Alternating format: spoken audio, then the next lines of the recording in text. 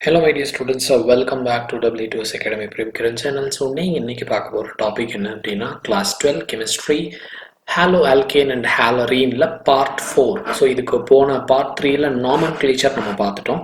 ஒரு காம்பவுண்டுக்கு எப்படி IUPAC name, common name எப்படி வைக்கிறது, லைன் ஸ்ட்ரக்சர் எப்படி போடுறது, ஃபார்முலா எப்படி எழுதுறது, அது எல்லாமே நம்ம பார்த்தாச்சு.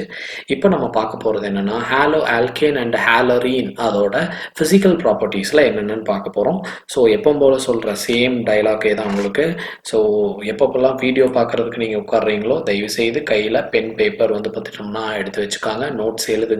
அப்பதான் உங்களுக்கு புரியும். வீடியோ மட்டும் பார்த்துட்டு இருந்தீங்க அப்படின்னா எக்ஸாம் பாயிண்ட் ஆஃப் வியூல ரிவைஸ் பண்றதுக்கு உங்க கையில எதுவுமே இருக்காது. ஸோ தயவு செய்து கையில ஒரு நோட் அண்ட் பென் வந்து பார்த்துட்டோம்னா வச்சுக்கிட்டு எல்லாத்தையும் எழுதுங்க.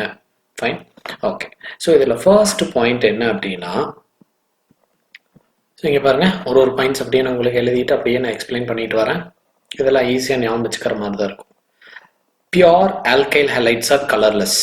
Pure alkyl halides are colourless.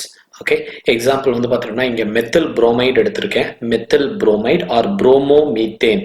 Okay, so அது எப்படி இருக்குன்னு பார்த்துட்டோம்னா தேர் கலர்லெஸ் கேஸ். இது வந்து பெஸ்டிசைடா யூஸ் பண்றாங்க. பட் ஆனால் அதோட டாக்ஸிசிட்டி அதிகமாக இருக்கிறதுனால இதை வந்து பெஸ்டிசைடா யூஸ் பண்றதை கொஞ்சம் கம்மி பண்ணுங்க அப்படிங்கிற மாதிரி இப்போ நிறைய இது பண்றாங்க.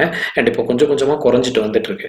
அண்ட் இண்டஸ்ட்ரியல் ஃபயர் எக்ஸ்டிங்விஷர், நம்ம எப்படி ஸ்கூல்ஸ் அண்ட் வீட்லாம் வந்து பார்த்தோம்னா ஃபயர் எக்ஸ்டிங்விஷர் வச்சிருக்கோம், அந்த மாதிரி பெரிய பெரிய இண்டஸ்ட்ரீஸ்ல எல்லாம் வந்து பார்த்தோம்னா ஃபயர் எக்ஸ்டிங்விஷராக இதை யூஸ் பண்றாங்க. அண்ட் இந்த கேஸ் இருக்கு பாத்தீங்களா, மெத்தில் புரோமைட் கேஸ், இது வந்து ஓசோன் டிப்ளீட்டிங் கேஸ். அதாவது it is green house case. கொஞ்சம் டேஞ்சர் தான் நம்மளுக்கு. யூவி ஓசோன் லேயரை வந்து பார்த்துட்டோம்னா இதை டிப்ளீட் பண்ணக்கூடியது. ஸோ அதனால இதெல்லாம் தடுத்துக்கறணும், இதெல்லாம் யூஸ் பண்ணாம இருந்தா நல்லது. So this is one point. இப்போ ஒரு பாயிண்ட் தான் நம்ம பார்த்துருக்கோம். நெக்ஸ்ட் வந்து பார்த்துட்டீங்கன்னா ஆல்கைல் புரோமைட் இல்லாட்டி ஆல்கைல் அயோடைட். நான் முன்னாடியே சொல்லிட்டேன் எல்லா ஆல்கைல் ஹலைட்ஸுமே கலர்லெஸ் தான். அதுல குறிப்பிட்டு இந்த ஆல்கைல் புரோமைட் ஆல்கைல் அயோடைடை கொண்டு போய் நான் சன்லைட்டை வச்சேன் அப்படின்னா கலர்லெஸ், தண்ணி மாதிரி இருக்கிறது அது சன்லைட் பட்டதுக்கு அப்புறம் அதுக்கு வந்து கலர் வந்துடும். எக்ஸாம்பிள் சொல்லணும்னா இங்க பாருங்க, எத்தில் புரோமைடு எடுத்திருக்கேன்.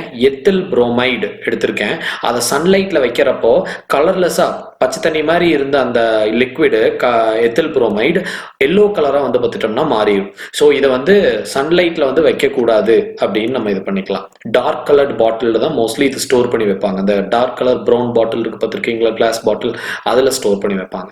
அண்ட் தேர்ட் பாயிண்ட் என்னன்னா, எல்லா ஆல்கைல் ஹலைட்ஸுமே வந்து பார்த்தோம்னா வாலடைல், அதாவது ஈஸியா ஆவி ஆயிரும்.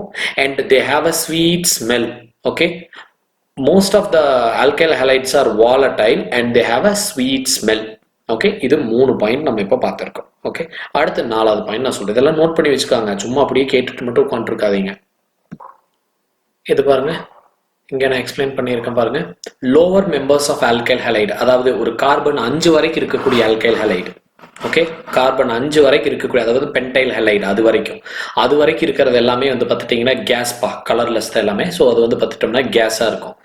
அப்புறம் 6ல இருந்து 18 வரைக்கும் கார்பன் செயின் இருந்துச்சுன்னா அது எல்லாமே லிக்விடா இருக்கும். 18க்கு மேல கார்பன் செயின் இருந்துச்சுன்னா அது எல்லாமே வந்து பார்த்துட்டீங்கன்னா சாலிட். ஆல்கைல் ஹலைடுக்கு சொல்றப்ப இந்த ஆல்கைல் குரூப்ல இருக்கக்கூடிய கார்பனை வச்சு நான் சொல்லிட்டு வரேன். Okay, and next nature of the CX bond. இந்த சிஎக்ஸ் பாண்ட் வந்து பார்த்தீங்கன்னா எப்படி இருக்குன்னு கேட்டாங்கன்னா இட் இஸ் ஆக்சுவலி போலார். ஏன்னா எக்ஸ் இங்கே ஹாலஜன் ஆர் எலக்ட்ரோ நெகட்டிவ், அப்போ கார்பன் வந்து பார்த்துட்டோம்னா எலக்ட்ரோ பாசிட்டிவ். ஸோ இங்கே எலக்ட்ரோ பாசிட்டிவ் எலக்ட்ரோ நெகட்டிவ் ரெண்டுமே இருக்குது. பார்ஷியலி எலக்ட்ரோ, இப்போ டெல்டா போட்டோம்னா பார்ஷியலின்னு அர்த்தம். So halogens are partially electronegative and carbons are partially electropositive. அப்போ பாசிட்டிவ் நெகட்டிவ்னு இருந்தாலே தே ஆர் போலார் தானே. இதை என்ன பண்ண சொல்றாங்கன்னா ஒரு சின்ன கம்பேரிசன் இங்கே கொடுத்துருக்காங்க. சாதாரண ஒரு ஆல்கேன் கூடயும் ஹாலோ ஆல்கேன் கூடயும் ஒரு கம்பேரிசன் சார்ட் இங்க கொடுத்திருக்காங்க. என்ன அப்படின்னா ஆல்கேனோட ஜெனரல் ஃபார்முலா உங்களுக்கு தெரியும், RH. இது வந்து பார்த்துட்டோம்னா RX. ஓகே, இது வந்து நான் போலார். இதை பிளஸ் மைனஸ்லாம் உங்களால பிரிக்க முடியாது. ஓகேவா? ஸோ இது plus delta minus delta plus அப்படி பிரிக்க முடியாது. இது வந்து நம்மளால பிரிக்க முடியும். இது டெல்டா மைனஸ், இது டெல்டா பிளஸ் நம்மளால பிரிக்க முடியும் இதுல இருக்கக்கூடிய கார்பனை வச்சு. So they are polar. இதுக்கு வந்து பார்த்துட்டோம்னா லோ மாலிகுலர் மாஸ், இங்க வந்து பார்த்துட்டோம்னா ஹை மாலிகுலர் மாஸ். இதுக்கு வாண்டர்வால்ஸ் ஃபோர்ஸ் வந்து வீக்கா இருக்கும், இதுக்கு வாண்டர்வால்ஸ் ஃபோர்ஸ் வந்து ஸ்ட்ராங்கா இருக்கும். காரணம் என்னன்னா பாசிட்டிவ் நெகட்டிவ் இருக்கா. ஸோ பாசிட்டிவ் நெகட்டிவ் இருக்கிறப்ப எனக்கு என்ன ஆகும், they have a strong attractive force. அதனால இங்க வாண்டர்வால்ஸ் ஃபோர்ஸ், அதாவது டைபோல் இன்டராக்ஷன் கூட சொல்லலாம். ஸோ இங்க வாண்டர்வால்ஸ் ஃபோர்ஸ் வந்து பார்த்துட்டோம்னா ரொம்ப ஸ்ட்ராங்காக இருக்கும். அண்ட் அடுத்தது இதுக்கு வந்து பார்த்துட்டிங்கன்னா லோ பாய்லிங் பாயிண்ட், இதுக்கு வந்து பார்த்துட்டோம்னா ஹை பாய்லிங் பாயிண்ட். எக்ஸாம்பிள் பார்த்துட்டிங்கன்னா இது சாதாரண ஒரு மீத்தேன் CH4, அதோட பாய்லிங் பாயிண்ட் வந்து பார்த்துட்டிங்கன்னா -161 டிகிரி செல்சியஸ். ஓகே, ஸோ அதே இதில் ஒரு சப்ஸ்டியூஷன் மட்டும் நடந்திருக்கு. என்ன பண்ணியிருக்கேன் நான், CH4ல ஒரு குளோரினை தூக்கி வெளியே போட்டுட்டு, சாரி ஒரு ஹைட்ரஜனை தூக்கி வெளியே போட்டுட்டு அதுக்கு பதிலாக ஒரு குளோரின் வந்துட்டேன். ஸோ சாதாரண மீத்தேனா இருந்தது குளோரோ மீத்தேன் ஆனதுக்கு அப்புறம் அதோட பாய்லிங் பாயிண்ட் பாருங்க எவ்வளவு அதிகமாயிருச்சு. இங்க மைனஸ் பார்க்கணும், இந்த நம்பரை வச்சு பார்க்காதீங்க.